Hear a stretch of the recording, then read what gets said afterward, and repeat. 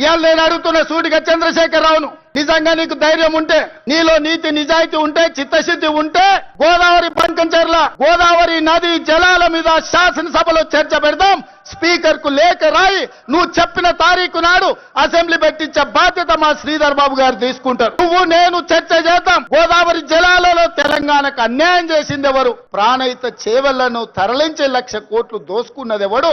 ఇవాళ గోదావరి బంకంచెర్లలో 3,000 టీఎంసీ సముద్రంలో పోతున్నాయి. రాయలసీమకు తరలించమని చెప్పింది నువ్వు కాదా? 2016లో మొత్తం వివరాలతో నేను వస్తా. నువ్వు సిద్ధంగా ఉన్నవా?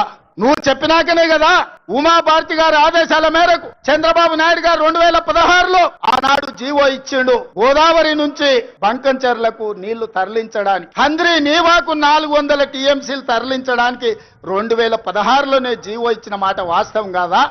2018లో వ్యాప్కోస్ ను నియమించింది నిజం కాదా?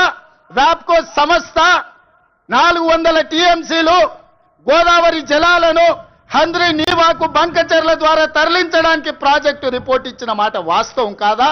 ఇవన్నీ నీ నాయకత్వంలో నువ్వు ఇచ్చిన బోడి ఉచిత సలహాలతోటి ఈరోజు గోదావరిలో 3,000 టీఎంసీలు నీళ్లు సముద్రంలో పోతున్నాయని నీ దిక్కుమాలిన సూచనలతోనే ఈ రోజు ఈ దరిద్రం దాపరించిన మాట నిజం కాదా?